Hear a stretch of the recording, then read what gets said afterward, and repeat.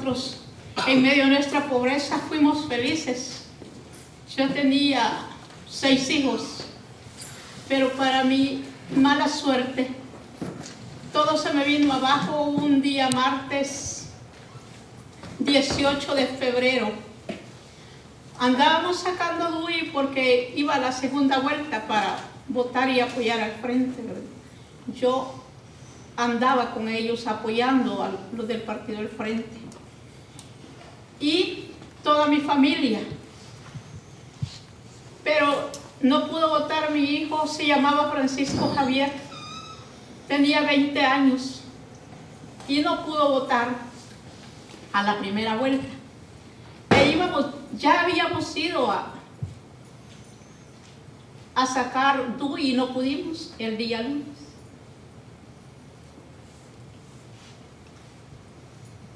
Well, as I had said to you before, I was very, very happy in the midst of my poverty, but unfortunately everything all came apart for me because of one Tuesday, the 18th of February.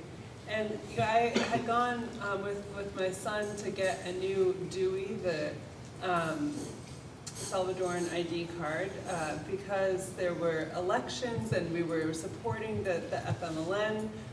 You know, we were wanting to go and vote for them.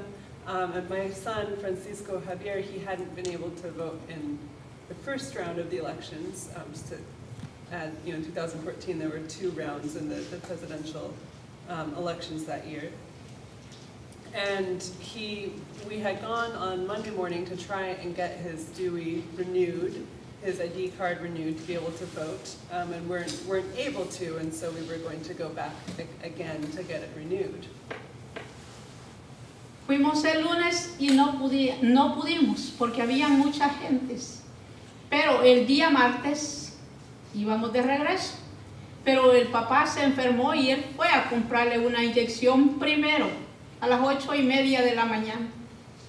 Y qué decepción grande, que eran las 9:30 y ya no regresó.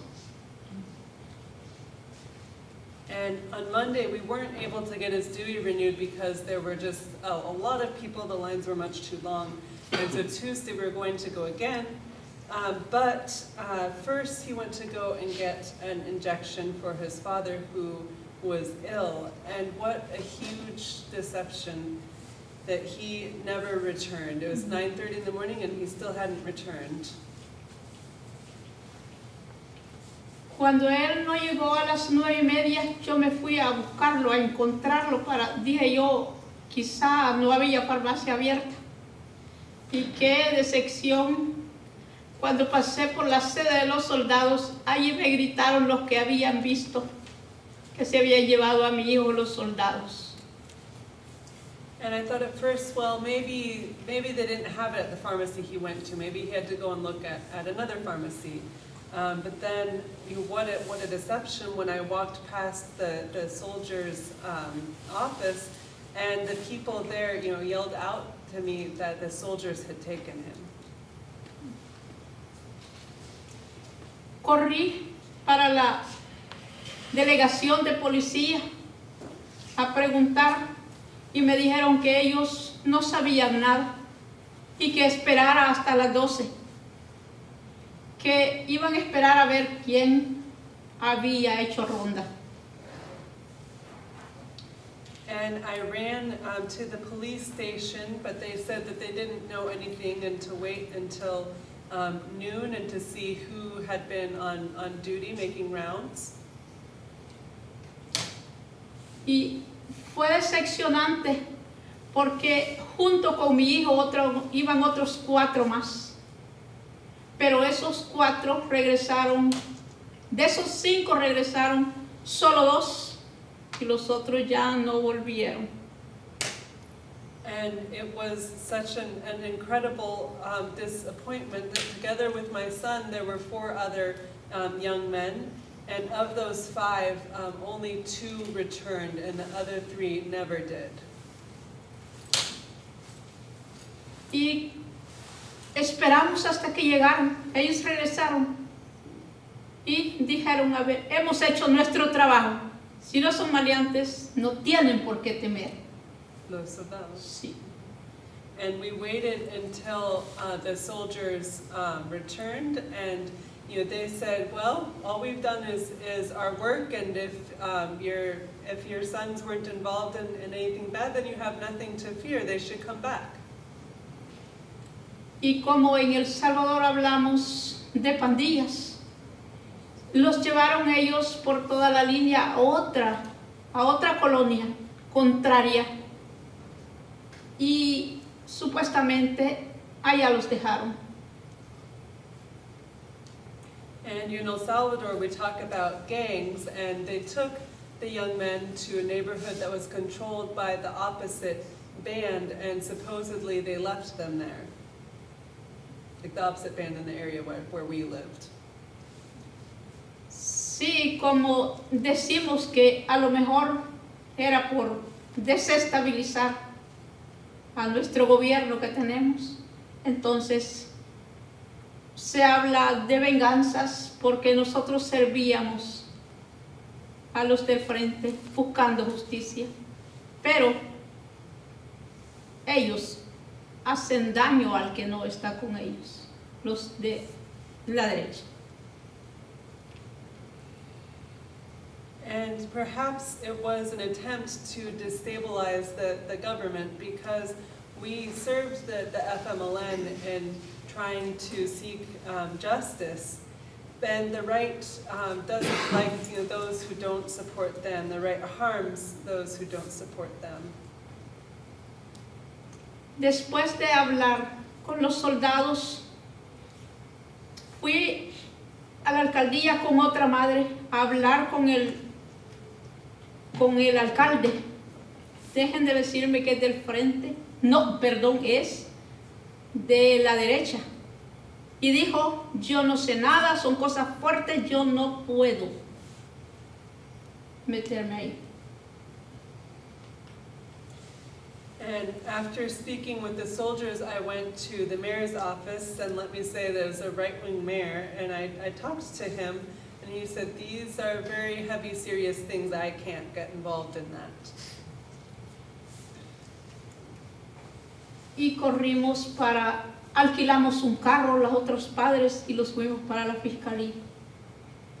And so together with the other parents, we rented a car and we went to the Attorney General's office. Y nos dijeron, esperen 72 horas. They told us wait 72 hours para buscarlos. to go and search for them. Y yo le lloré y le rogué y le dije, los jóvenes pueden estar vivos si ustedes los mandan a buscar. And I cried and I begged and I said they could still be alive if you give the orders to search for them now. Y ha pasado tanto tiempo y hasta aquí no se han encontrado. And so much time has gone by and they still have not been found. Ahí con apoyo acá de la licenciada Marina, ella nos ayudó, presentó, hizo presión y apresaron a los soldados. Pero al año los dejaron libres. And the lawyer Marina helped us, and with their help they were able to arrest the soldiers, but a year later they let them go, they let them free again. Nos dijo la jueza que los familiares no pueden ser testigos y que no habían pruebas suficientes. The judge said that the relatives could not serve as witnesses and that there was not sufficient evidence. Y que no anduviéramos hablando nada porque allí no había delito. And that we shouldn't be speaking out about this because there was no crime done. Y nos quedamos así, peor, con más miedo, porque mientras Mientras las autoridades no buscaban, mis hijos buscaron hasta de noche y dieron la cara, y tengo miedo por ellos. And they were left, we were left worse off with even more fear, because all of my sons and daughters, went all along this route searching for my son, and so, their faces were seen in what is the opposite territory from the area that we live in, and so I'm very afraid for them. Y yo doy gracias a Dios a los que andan mediando por ver si nos ayudan a poder sacar a mis hijos del Salvador, porque tengo miedo. And I give thanks to God for those who are helping to see if there's a way to get my children out of El Salvador, because I am afraid. So, Just that.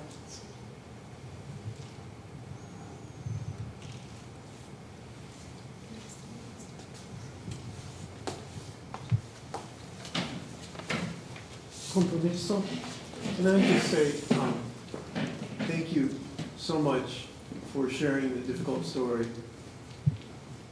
Quisiera decir primeramente muchísimas gracias por compartir esta historia tan difícil. no, gracias a ustedes, porque en mi país no se puede decir nada de esto. Y ustedes nos han apoyado. Gracias. Que Dios les bendiga. Thank you to you, because in my country I can't speak out loud about any of this. And you have listened to me and supported me. Thank you. In the United States, we don't get a lot of news from El Salvador, but we hear numbers of people who have died, and we don't have names. And today we have Francisco Javier in our mind, in our hearts, and in our prayers. And we will continue to raise Francisco Javier in our prayers and in our heart and in our minds. So thank you for bringing a name and a face to those numbers. Pues en los Estados Unidos no escuchamos mucho de El Salvador, pero escuchamos escuchamos los números de los muertos, pero no sabemos los nombres y las caras. Y usted nos ha traído su historia, nos ha traído el nombre de Francisco Javier, y vamos a estar recordando a Francisco Javier, vamos a tener su historia, su nombre presente, y vamos a estar orando a Francisco Javier. Que Dios les pague. Muchas gracias. May God repay you. Thank you very much. Bueno, yo quiero, como ya he escuchado, en verdad realmente es una situación bastante grave que se está viviendo en el país, y lastimosamente a nosotros como familia, pues ella es mi mamá, o sea que está desaparecido. Francisco Javier Hernández es mi hermano, entonces es mi hermano. ¿Qué número de hermano? El 6. El número 6, el último, es el chiquitito de la casa, él es el chiquitito de la casa, lastimosamente. Lastimosamente, como ustedes bien lo dicen, ¿verdad? Uno escucha números, cifras, pero cuando ya le toca a uno es muy difícil, muy difícil. And so we're living this very difficult situation in our country, and a very difficult situation for our family. So she is my mother, and Francisco Javier is my brother. And I asked what number of brother was he, and responded he was the number 6, the littlest one, the baby in our family. And we hear, like as you said, we hear numbers, we hear data and facts, but then when it actually touches you, it's very difficult. Bueno, desde que mi mamá puso la denuncia y nosotros acompañando como hermanos, ya como ella explicaba, ¿verdad? Mientras las autoridades no empezaban a buscar, nosotros como hermanos y mis cuñados y algunos vecinos que nos apoyaron, lo buscamos en muchos lugares. Fuimos de hecho donde la gente nos decía que habían pasado con ellos, nosotros lo buscamos ahí, pero lastimosamente no lo los encontramos. And as my mom said, she went and reported what had happened to the authorities, but since the authorities were not going to search for him immediately, my brothers and sisters and I and a whole group of neighbors, we all went together and we searched, wherever people said that they had seen them go by. We searched all through a wide area, but unfortunately we did not find anything. Lastimosamente, llevamos ya 2 años de espera y las autoridades en su momento, cuando se puso la denuncia, al principio recibían a las familias denunciantes, a mi mamá y a las otras madres de los otros jóvenes, pero llegó un momento donde ya no las dejaban ni siquiera entrar a las oficinas, que se negaban a recibirlas, lastimosamente. And unfortunately, it's been 2 years of waiting, and we did everything we could of visiting all of the different government institutions, and at first they would receive us there, but after a number of months they wouldn't even let us in anymore. Hasta que hubo un ángel, podríamos decir, en una oficina de esas que se acercó a mi mamá o a las otras mamás también, y les dijo de que buscaran apoyo en Pro-Busqueda, y les dio el número y una dirección donde podían asistir para buscar ayuda, y gracias a Dios ahí se encontraron con las oficinas donde trabajaba la licenciada Marina, que fue la que hizo ya presión. Ella sí podía accesar a las oficinas esas y le pudo dar seguimiento al caso.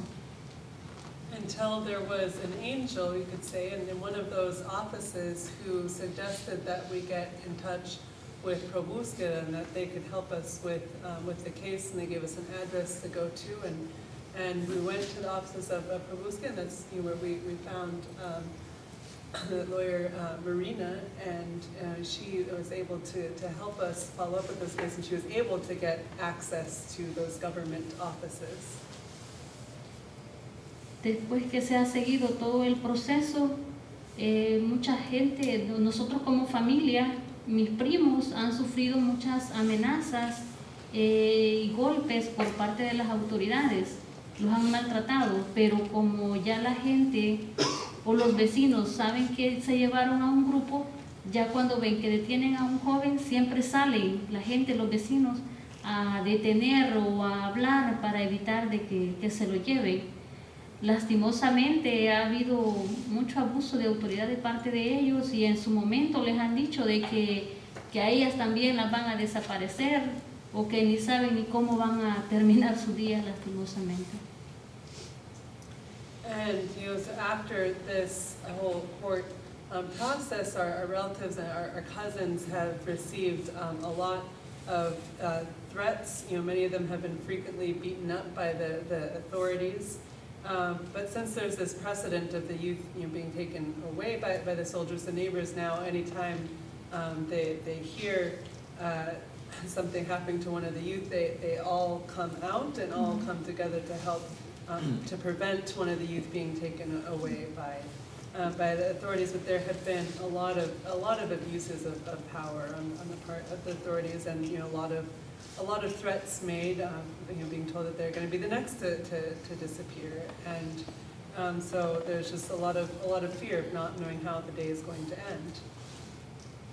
En una ocasión, llegaron un grupo de soldados con los fusiles, encañonando a la gente, y dijeron de que sin la guerrilla no los había detenido, como un puño de señoras faldudas, decían, y trataban mal a la gente, los iba a detener. Lastimosamente tienen todavía mentalidad de cuando anduvieron peleando en las montañas. Quiero clarificar, les dijeron que como la querían, no los había detenido, que como ahora un puño de señoras faldudas. The long skirts. Pero, no, sí, entendí esa parte, pero los soldados le dijeron que no, como la guerrilla no viene detenido a ellos. A ellos, sí. ok. No, necesito decir eso antes de que ponga explicaciones. Gracias. And there was an occasion where the soldiers, came through pointing their weapons at the people that were gathered around in the community, and the soldiers, said to them, well, since the guerrilla didn't get rid of us, now, we're going. Perdón. Sorry, it was dijeron que como las guerrillas no.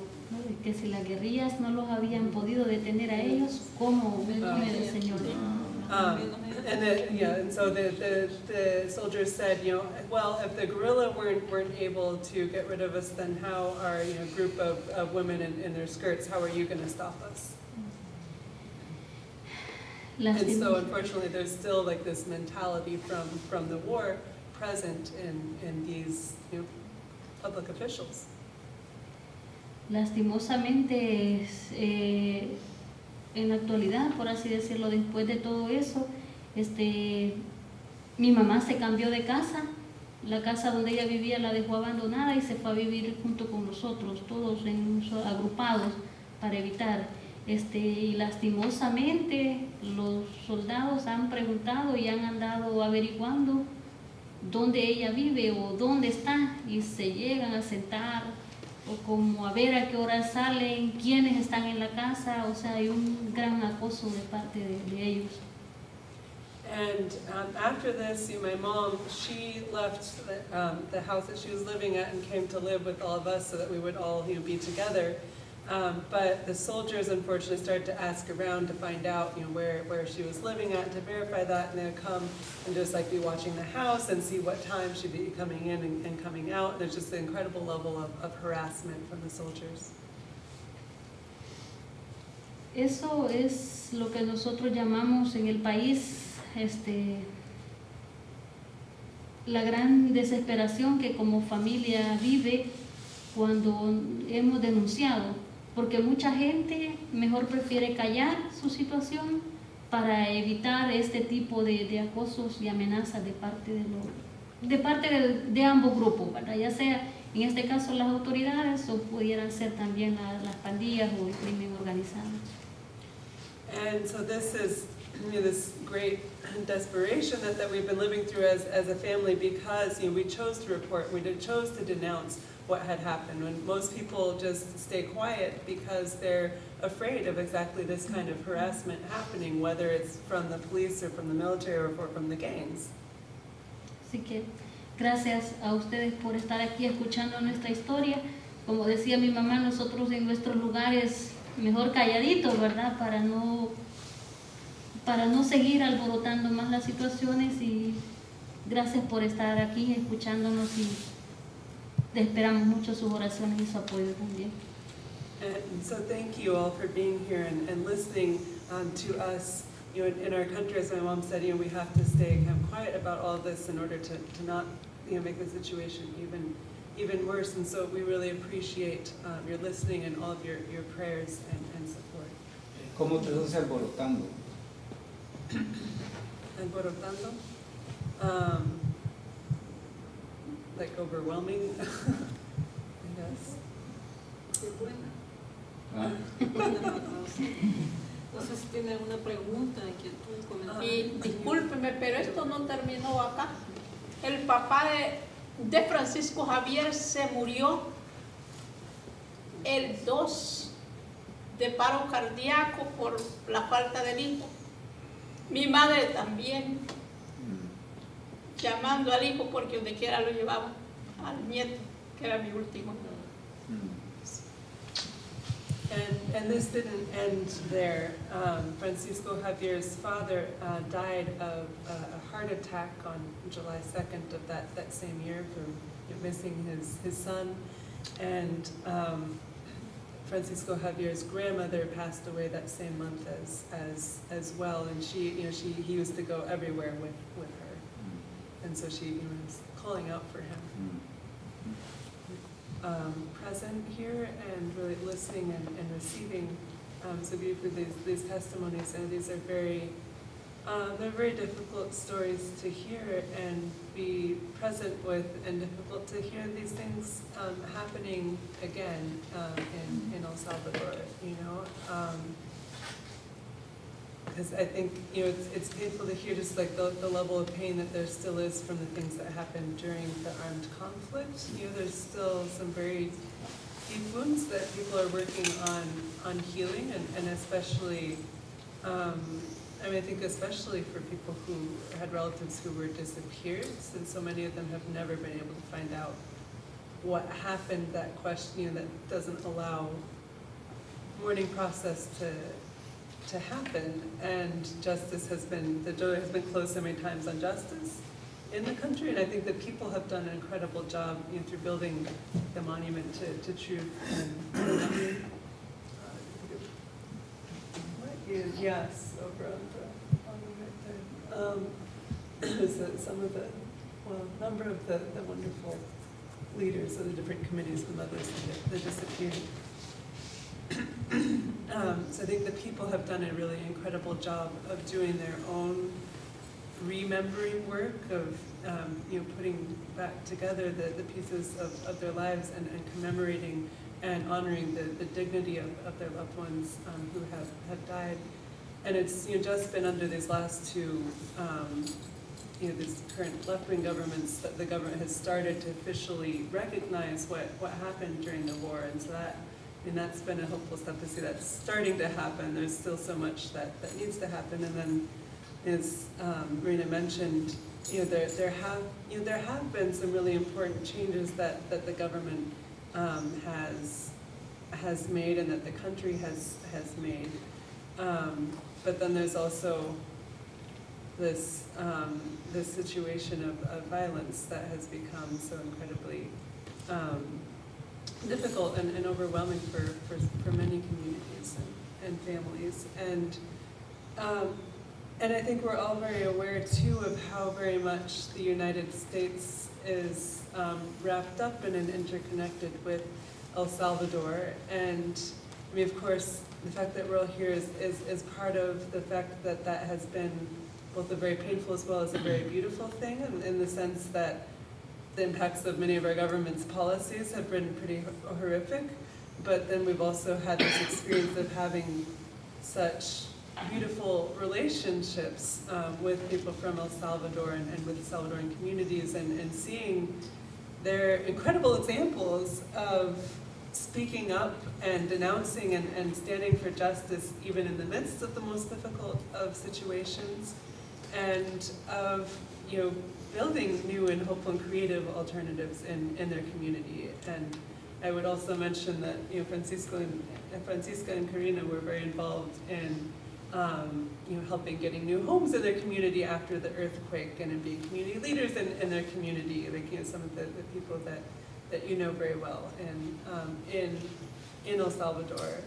And of course the U.S. role at, you know, now is a little bit more complicated than, you know, in the 80s it was very direct. But, and then of course that legacy of violence that has, you know, very not been, not ever been very openly addressed in the country, that again, that's just starting to be. I mean, of course, that feeds into the violence now, and then of course, as I think most of you are probably very, very aware that the gangs started in Los Angeles, and then there was a big crackdown against them in the 90s, and then they started to be deported to El Salvador, and of course, the country's just finishing a war, there's lots of weapons circulating around, there's a lot of difficult economic situations, and then it just really grown, and there wasn't really a sense of, you know, when it was starting out, there wasn't a sense of how big it would get, or a lot of attempts to kind of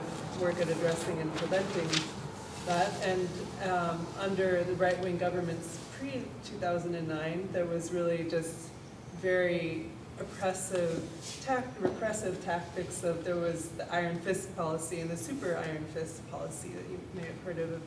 That was really which has led to a lot of just kind of generalized harassment towards youth in poor marginalized communities that are known to be controlled by gangs, whether people are actually members of the gangs or not, which is kind of that piece that leads up to like the disappearance of Francisca Javier, or and I have other friends who are not, you know, killed or disappeared, but that served time in jail after being accused of being gang members and weren't. So it's a very complex scenario, and also I think part of the U.S. role right now, you know, the U.S. approved over $700 million just in December through the Alliance for Prosperity to go towards, you know, Central America, mostly focused on security stuff. But of course, a lot of that is focused on, although initially, like, the administration made the pitch to Congress to be focused on the roots of migration, a lot of it's actually going towards trying to keep migrants from getting to the U.S. and militarization of borders and of further repressive security policies that, you know, are not kind of looking at the whole picture. And this current government, one thing that I think it was pretty cool is they've worked to try and get this new comprehensive security policy. Like, they created a security council that brought together church leaders and business leaders and political leaders. And then they had different technical committees looking at different aspects of security, including attention and protection of victims, and then also rehabilitation, looking at the criminal justice system. They all made, and each of those committees brought together all the different government institutions involved in those aspects, as well as civil society organizations. So I worked with Best Buy, I got to participate in one of them, and then all those recommendations came to that council that then put together this very comprehensive security plan that, for the first time ever, really like included, you know, prevention and rehabilitation, as well as, you know, the different policing strategies. Unfortunately, a lot of that hasn't actually gotten any budget put to it yet, and the money, and of course there's also, I mean, there's a lot of fear within the population. There's a lot of people wanting this to be dealt with, an idea that it should be dealt with in a very harsh way, and money has mostly gone into, for, you know, further arms for the police and the military have been brought more and more into public security, which started even under the right-wing administrations, but it's been increased even more under the left-wing administrations, which, and the council, they also brought in Rudy Giuliani as an advisor of what they should do on security, and, you know, he said, kind of, you know, go directly after the gangs and just kill them. Which, you know, and he also does, own security companies that can be, you know, beneficial, bring out a lot of money for them. So it's a very complex situation, and the U.S. continues to have, you know, big influence and role in that. I want to say like three things just to put some stuff in perspective. Yeah, like there is important investigations or research done about the gangs in El Salvador. So there is three types of gangs in El Salvador. There is the narco-trafficking gangs. There is the social gangs, you know, that due to the social crisis in the country. But there is another type of gang that is really important to mention. It is the political gang. So the FMLN didn't want a revolution. Yeah, when you want a revolution, you destroy the Constitution, destroy Congress, and do what you want. You know? But when you want elections, it's a difference. Yeah, because you need to deal. The new government need to. There is a Congress, and if you see Congress in the country, well, the structure of the state in the country is the same as in the United States. Yeah, is the government what is that? Executive branch? Separation of powers. Yeah, executive branch, the judicial branch, and the legislative branch, yeah. So then, the FMLN won the executive branch. But they have the Congress, the legislative branch, dominated by right wings, and the judicial branch. You know, like they were saying, that all the judges and the Supreme Court especially. The Supreme Court prohibited Spain to send those military back to Spain. You know, and they, so just to mention something. So there is a big plan from the right wings in the country and supported for a lot of right wings in this country. You know, Giuliani went down there to do this to show that El Salvador is not, that the government is not capable to run the country. So then there has been like 2 or 3 waves of really gross crime in the country. To say something, the gangs one time used the guerrilla tactics that were used during the war, and they declared no cars moving in the country, no buses moving in the country. And then they killed bus drivers. It was a panic. There was no buses running in the country. And there was a situation where they started killing police officers too now. You know, so now even the civilian police that used to be that they were not carrying big arms, they was carrying a little pistol. And if you are Salvadorian, you understand that a little pistol in El Salvador, no, nothing. That other guys have big guns. So, so this, and we see the human suffering through this stuff, yeah, because there is a clear attempt to destroy the government. And it's true that the press is not talking about good things that are going on right now over there. Just good stuff like it's interesting. The United States has been sending some support, economical support, but there has been a lot of restrictions. You know, like for instance, the Salvadoran economy, we are going to be an undeveloped country forever. Yeah, that sense of a country in development, that's not completely true, yeah? So we can't have the same economy that the United States has. You know, we are an economy of the small enterprises. We are economy of the farming. We are economy where the farm worker, they rent the land, half of the production is for own consumption, and the other half of the production is for selling and getting cash to buy things, yeah? But what happened with NAFTA, no, it was not the NAFTA, the CAFTA, yeah? What happened with CAFTA? They liberalized the corn in the country. You know, we have a God who is the corn. We do hundreds of recipes with corn, yeah? Atol de chuco, atol de lote, riwas, tortillas, name it.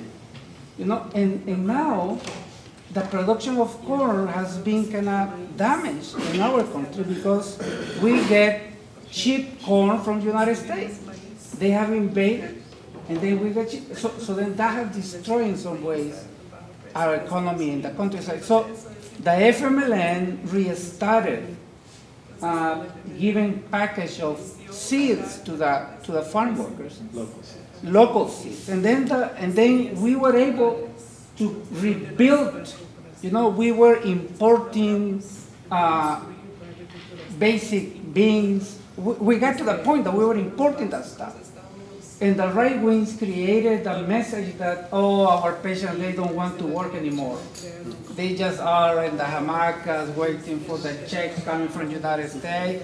But in reality, they didn't have seeds, they didn't have loans, and they didn't have training, yeah? So the FMLN has been able to rebuild this stuff, and the United States sent a package of economic help and put a condition. No more local seeds. You need to buy it from Monsanto. You have to buy it from Monsanto, and then it was a crisis because there was a lot of money that was needed already. just to mention something, yeah. So the human face, and I think that is good what you mentioned before, yeah. That thank you for putting a name to these numbers that we get here, yeah. That 6,000 kills in the year, yeah. That's a number, yeah. But the story of mom, you know, I was tortured, I was kidnapped, and I was separated from everybody for 15 days, yeah. The police cannot torture me for 15 days. And I remember my mom. It was something that I had at the moment in my head because my mom was in surgery that time. And I knew that she was in the hospital. And I knew that she didn't know where I was, yeah. And when you tell the story about grandpa, the story about dad, and the internal suffering, we know that stuff about kids, yeah. And we know that those that we love dearly, when we don't, and we know how good kids they are, you know, and how social justice is our cause, and they are disappeared. That sense of where we are is that I have seen, you know, we are machos, yeah, in El Salvador, yeah, machos man. Yeah. My dad, I have seen my dad crying only 2 times. One time when he picked us up from school, he was crying. I say, Papa, why are you crying? My tooth hurt! That was one. And the second time was when I came back home, you know. So thank you for that story, because I can get like really close to that and feel that stuff. And at the same time, it's good to understand that yes, we have something to do here. Yeah, you know, we have some. I want to say something, and I recognize the Obama administration because the FMLN, Obama did. The administration did a big thing in the elections, before the election when the FMLN was running. Because there was the big thing in El Salvador that, oh, if the FMLN wins, United States is not going to help you. You know, if the FMLN wins, they are going to deport all the Salvadorians who doesn't have, yeah? And the State Department said, like, we are going to work with the FMLN if they win. That was a big change of the game too. I want to recognize the stuff, yeah, that they did that stuff. You know, but it's true that we need to petition for not deporting those kids back. You know, that's one thing that is really clear, that we need to ask for that stuff. You allow us, this government, to be there to help us do that stuff, yeah. And the other thing is like, keep informing. It's hard to be informed here because El Salvador has disappeared from the news, yeah. Now it's only bad news. And I think that it's interesting this, and I want to recognize your work because when I was arrested, there was one attorney. Now he's in the Supreme Court. Paula is member of the Supreme Court in El Salvador. Yeah, she was my attorney, and now she's part of the Supreme Court now in that country. And like the roles that attorneys play in these moments is really key, because you're facing almost the same thing that could be killed, could be no. So.